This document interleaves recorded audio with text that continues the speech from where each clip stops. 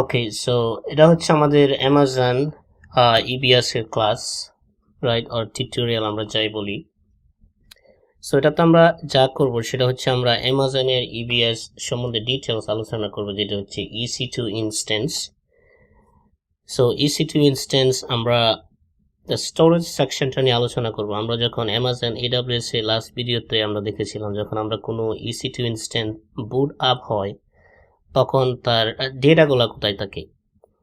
So আমরা জানি EC2 instance যখন আমরা চালু করি, রাইট, ফর এক্সাম্পল আমি যদি এখানে একটা EC2 instance A, instance B আমি যখন চালু করি তখন আমরা একটা টেম্পোরারি হার্ড ড্রাইভ পাই, যেটা হচ্ছে ইনস্ট্যান্স স্টোর অ্যান্ড টেম্পোরারিকে বলা হয় যে এফামেরাল। এফামেরাল মানে হচ্ছে টেম্পোরারি, যতক্ষণ অপারেটিং সিস্টেমটা চালু থাকবে ততক্ষণ আমরা যত ফাইল ক্রিয়েট করব, সেভ করব, এটার মাঝে জমা থাকবে। কিন্তু আমরা যদি কম্পিউটারটা বন্ধ করে ফেলি ক্লাউডে বা অ্যামাজনের যে এনভায়রনমেন্টে, বা আমরা যদি রিবুট দেই, তাহলে আমাদের ডাটাগুলো কিন্তু ওই এফএমআর হার্ড ড্রাইভে থাকবে না। সো এটা থেকে বাঁচার জন্য আমরা কি করতে পারি তাহলে সলিউশন হচ্ছে আমরা আরেকটা ভলিউম ক্রিয়েট করতে পারি, যেটা হচ্ছে ব্লক স্টোরেজ, যেটা হচ্ছে ইলাস্টিক ব্লক স্টোরেজ। তো ইলাস্টিক ব্লক স্টোরেজটা আমরা যদি চিন্তা করতে পারি, আমরা হচ্ছে external hard drive, right. So আমরা যদি কোনো কম্পিউটার, আমাদের যদি কোনো হার্ড ড্রাইভ দরকার হয়, তাহলে আমরা কি করি, বাজার থেকে 1 টেরাবাইট 2 টেরাবাইট আমরা একটা এক্সটার্নাল হার্ড ড্রাইভ লাগাই, right. So external hard drive থেকে আমরা আবার আরেকটা হার্ড ড্রাইভে কপি করি, রাইট, ডাটাটা যাতে আমাদের ডাবল ব্যাকআপ থাকে। সো অ্যামাজন ক্লাউডে আমরা একটা এক্সটার্নাল হার্ড ড্রাইভ ক্রিয়েট করতে পারি, যেটা বলে elastic block storage, right. So আমরা সেপারেটলি এই ইলাস্টিক ব্লক স্টোরেজ আমরা ক্রিয়েট করতে পারি। ক্রিয়েট করার পরে আমরা এক একটা ব্লক স্টোরেজ আমরা এই EC2 ইনস্ট্যান্সের সাথে আমরা অ্যাটাচ করতে পারি। তার মানে আমরা যে ডাটাগুলো EC2 ইনস্ট্যান্সে রিড রাইট করব, তখন আমাদেরকে এই ABS এ ব্লক স্টোরেজে চলে যাবে। এই ABS ব্লক স্টোরেজে যখন আমাদের ডাটাগুলো জমা হবে, তখন এখান থেকে আমরা আরেকটা স্ন্যাপশট নিতে পারি, রাইট। সো স্ন্যাপশট হচ্ছে যে ডুপ্লিকেট কপি, বা হচ্ছে আমরা যদি কোনো কারণে যদি আমাদের EBS ডাটা চলে যায়, মুছে যায়, তখন আমরা এই স্ন্যাপশট থেকে ডাটা রিপ্রিট করতে পারবো, রাইট। তো আমরা স্ন্যাপশট থেকে আমরা রিট্রিভ করতে পারবো ডেটা। সো এটা হচ্ছে মূল আইডিয়া, হচ্ছে ইলাস্টিক ব্লক স্টোরেজ। কিন্তু ইলাস্টিক ব্লক স্টোরেজের আবার 3টা অপশন আছে, রাইট। অপশন হচ্ছে এক, যে IOPS। সো IOPS মানেটা কি, রাইট। সো IOPS হচ্ছে input output operation per second.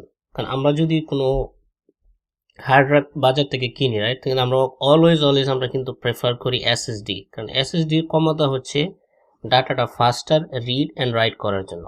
আমরা কিন্তু ফ্যাট ড্রাইভ বা ম্যাগনেটিভ এগুলো খুবই স্লো। কিন্তু অ্যাডভান্টেজ আর ডিসঅ্যাডভান্টেজ হচ্ছে আমরা যদি ডাটা ফাস্টার রাইট করি, তাহলে কিন্তু আমাদের ফাস্টার লুজ করার ক্ষমতা বেশি। আর যদি ইলেকট্রিক ম্যাগনেটিক, যেটা হচ্ছে আমরা হার্ড ড্রাইভগুলো আমরা করি, তখন এগুলার রিড করার ক্ষমতা স্লো, কিন্তু ডাটাটা পারসিস্টেন্ট এবং অনেক হারানোর ক্ষমতা খুব, ডাটা লুজ করার ক্ষমতা খুবই কম, রাইট। সো এটা হচ্ছে EBS। সো অ্যামাজনের EBS তারা আরো আমরা জানি অ্যামাজন S3 হচ্ছে অ্যামাজন অবজেক্ট স্টোরেজ। তারপর আরেকটা স্টোরেজ আছে অ্যামাজন, এটা হচ্ছে EFS, যেটা হচ্ছে ফাইল স্টোরেজ। সো এই সেকশন যেহেতু আমাদের S3 সম্বন্ধে না, EFS সম্বন্ধে না, সো আমরা এই সেকশনে আমরা স্টিক থাকবো হচ্ছে অ্যামাজন EBS, হচ্ছে অ্যামাজন ইলাস্টিক ব্লক স্টোরেজ সম্বন্ধে। সো এখানে আমরা চলে যাব হচ্ছে অ্যামাজন ইলাস্টিক ব্লক স্টোরেজের অপশনে। সো এখানে আমরা লগ ইন করলাম হচ্ছে অ্যামাজন EC2 কনসোল, বা হচ্ছে অ্যামাজনের কনসোলে। আমরা যদি সার্ভিসে যাব, তারপরে যাব হচ্ছে EC2। সো আমি যখন EC2 তে ক্লিক করব, তারপরে যাব হচ্ছে ইনস্ট্যান্স। তো ইনস্ট্যান্সে যদি আমি যাই, তাহলে আমরা দেখতে পাচ্ছি আমাদের একটা অপারেটিং সিস্টেম এখানে রান হচ্ছে, রাইট। সো এটা হচ্ছে আমাদের অপারেটিং সিস্টেম। সো আমাদের অপারেটিং সিস্টেম আমরা দেখতে পাচ্ছি অ্যাভেলেবিলিটি জোন হচ্ছে ওয়েস্ট 2A, রাইট। আর এটা হচ্ছে instant ID. So instant ID শুরু হচ্ছে আই দিয়া, তো আমরা যদি লাস্ট 4 ডিজিটটা খেয়াল রাখি, রাইট, তাহলে 2FE7। সো আমরা কি করব, একটা এক্সটার্নাল হার্ড ড্রাইভ ক্রিয়েট করব, যেটা হচ্ছে ভলিউম। তখন আমরা এই ভলিউমটা এই অপারেটিং সিস্টেমের সাথে অ্যাড করব। সেটা করতে হলে আমাদের জানতে হবে সেম প্ল্যাটফর্মে অথবা সেম পেজ আমরা যদি যাই, এখানে ইলাস্টিক ব্লক স্টোরেজ আমরা দেখতে পাচ্ছি ভলিউম, আমরা ক্লিক করব হচ্ছে ভলিউমে। সো আমরা যদি ভলিউমে ক্লিক করি তাহলে আমরা এখান থেকে আমরা একটা ভলিউম ক্রিয়েট করতে পারবো। সো আমার একটা এক্সিস্টিং ভলিউম ক্রিয়েট করা আছে, আমি ইচ্ছা করলে এটাকে অ্যাকশন, আমি এটাকে ডিলিট করতে পারি বা ডিটাচ করতে পারি, অথবা মডিফাই অথবা ক্রিয়েট স্ন্যাপশট করতে পারি এক্সিস্টিং যেটা। সো আমাদের যেহেতু এটা না, আমাদের গোল হচ্ছে আমরা নতুন আর একটা ক্রিয়েট করবো, রাইট? সো আমরা যদি ক্রিয়েট করি আমরা ক্লিক করবো হচ্ছে ক্রিয়েট ভলিউম। তখন ভলিউম যখন হয় তখন আমাদেরকে জিজ্ঞাসা করি ভলিউম টাইপ। এখানে তিনটা টাইপ থাকতাম জেনারেলি, একটা হচ্ছে জেনারেল পারপাস এসএসডি, একটা হচ্ছে প্রভিশন এন্ড আইঅপস, আর একটা হচ্ছে ম্যাগনেটিক। সো আমরা বাই ডিফল্ট রাখবো। সো আমি আগেই বলেছিলাম যে আমার ভিডিও শুরুতে আইঅপস হচ্ছে মানে কত ফাস্টার input output operation per second, কত ফাস্টার আমার ডাটাটা এই হার্ড ড্রাইভে রাইট করতে পারবে।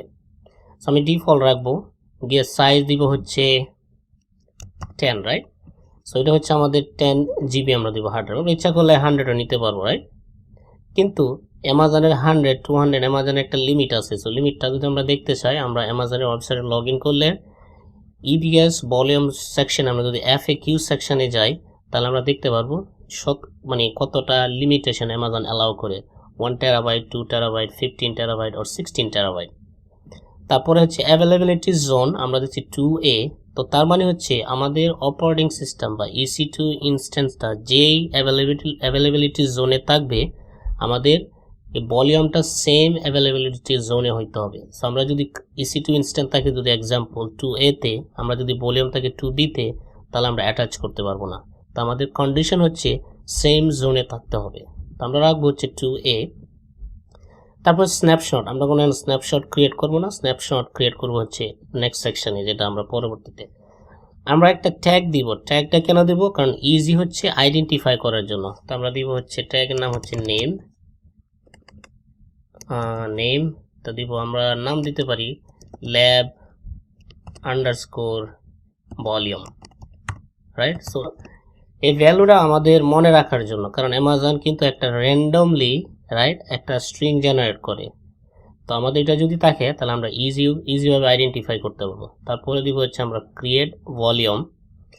যখন আমরা ক্রিয়েট ভলিউম দিব তখন ভলিউমের যে আইডিটা অলওয়েজ শুরু হয় VOL, তারপর ড্যাশ, তারপর একটা ক্যারেক্টার লং স্ট্রিং। আমরা দিব হচ্ছে ক্লোজ। তখন আমরা যখন দেখি এখানে ভল, এটা হচ্ছে আমাদের 10 GB, রাইট?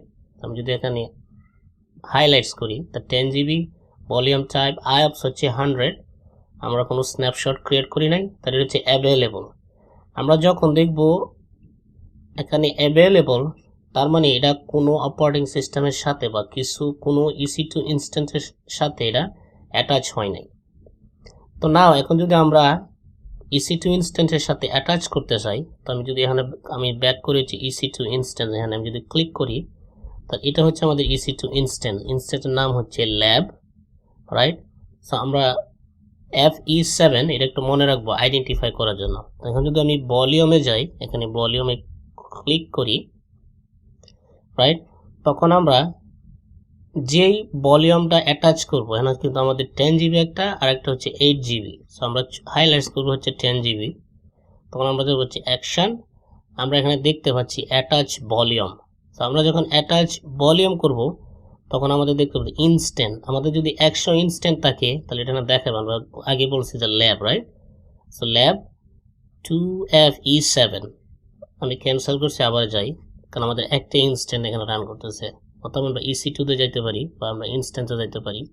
তারপর হচ্ছে রানিং ইনস্ট্যান্স 2FE7 নেম হচ্ছে ল্যাব, এটার সাথে আমরা ভলিউমটা অ্যাটাচ করব। তো আমি যাবো হচ্ছে ভলিউম, আমরা হাইলাইট করব lab volume, action, attach volume, তারপর হচ্ছে আমার সার্চ, তারপরে 2FE7 এটা হচ্ছে আমাদের নেম ল্যাব, রাইট? আমি ক্লিক করি, এটা হচ্ছে আমাদের device, right? The file path যেটা হচ্ছে, রাইট, লিনাক্সের ক্ষেত্রে। সো আমরা দিব হচ্ছে অ্যাটাচড। সো এখন অ্যাটাচ দিলে আমরা যদি এখন রাইট সাইডে দেখি এটা স্পিনিং হচ্ছে, তার মানে অ্যাটাচ হচ্ছে। এখন আমরা দেখতে পাচ্ছি ইন ইউজ, এটার অ্যাভেলেবল দেখাচ্ছে না। সো এইভাবে আমরা, তো এটা একটু সময় নিবে, আমরা যখন এটা স্পিনিংটা শেষ হবে তখন আমরা দেখতে পারবো যে এটা সেটেল ডাউন হয়েছে। সো নাও এটা আমার অ্যাটাচ হয়ে গেল, রাইট? সো নাও আমরা যেটা করলাম, রাইট, আমরা কিন্তু EC2 এর সাথে আমরা একটা ভলিউম অ্যাটাচ করলাম। তখন আমরা এই ভলিউমটাকে একটা স্ন্যাপশট নিব, রাইট? সো স্ন্যাপশটটা আমরা অ্যামাজন কনসোলে আমরা দুইভাবে নিতে পারবো, দুইটা জায়গা থেকে আমরা স্ন্যাপশটটা নিতে পারবো। একটা হচ্ছে আমরা দেখতে পাচ্ছি যে 10 GB, আমরা যদি এটা হাইলাইটস করি, তারপরে যা হচ্ছে অ্যাকশন, তারপরে লেখা আছে এখানে ক্রিয়েট স্ন্যাপশট, রাইট? এখান থেকে আমরা করতে পারবো। আর একটা হচ্ছে আমি যদি যাই এখানে স্ন্যাপশট, বাট আমি যদি এখান থেকে যাই তখন আমাকে জিজ্ঞাসা করবে কোন ভলিউম আইডি স্ন্যাপশট নিব। তখন আমাদেরকে এই নামটা কনফার্ম হওয়ার জন্য 61D0 এটাকে চুজ করতে হবে। আর আমরা যদি এখান থেকে করতে চাই, জাস্ট হাইলাইটস করব, তারপর হচ্ছে ক্রিয়েট স্ন্যাপশট। সো আমি এখানে যদি ক্লিক করি ক্রিয়েট স্ন্যাপশট, তখন আমি একটা ডিসক্রিপশন দিব, আওয়ার আন্ডারস্কোর স্ন্যাপশট, তারপর দিব হচ্ছে একটা ট্যাগ। ট্যাগ হচ্ছে আমি আগে বলছি যে আইডেন্টিফাই করার জন্য। সো আমি দিব হচ্ছে EC2 আন্ডারস্কোর, অথবা আমরা দিতে পারি lab underscore volume underscore snapshot. So এটা যদি আমরা ভালো একটা ডিসক্রিপশন দিই তাহলে আমাদের ইজি হয় হচ্ছে আইডেন্টিফাই করার জন্য। আমরা দিব হচ্ছে ক্রিয়েট এ স্ন্যাপশট। তখন এটা হচ্ছে স্ন্যাপশটের আইডিটা শুরু হচ্ছে গিয়ে স্ন্যাপ, তারপর হচ্ছে আইডি দিয়া, স্ট্রিং দিয়া দিব হচ্ছে ক্লোজ। তো এভাবে যদি আমরা আরেকভাবে আমি যেভাবে বলছি যে করা যায়, সেটা হচ্ছে আমরা যদি স্ন্যাপশটে যাই তাহলে আমরা এখানে যেতে পারি, এখানে একটা স্ন্যাপশট ক্রিয়েট হচ্ছে যেটা আমরা রাইট নাম দিলাম আওয়ার স্ন্যাপশট। তো আমি যদি এই স্ন্যাপশটে যাই তাহলে আমরা এখানে বলতে পারি ক্রিয়েট স্ন্যাপশট। তো আমরা ভলিউমটা চুজ করতে হবে, কোন ভলিউমটাকে আমরা স্ন্যাপশটটা ক্রিয়েট করতে চাই। আমাদের ভলিউম ছিল ল্যাব, তারপরে ডিসক্রিপশন, তারপরে এভাবে করতে চাই এখান থেকে অ্যাড ট্যাগ।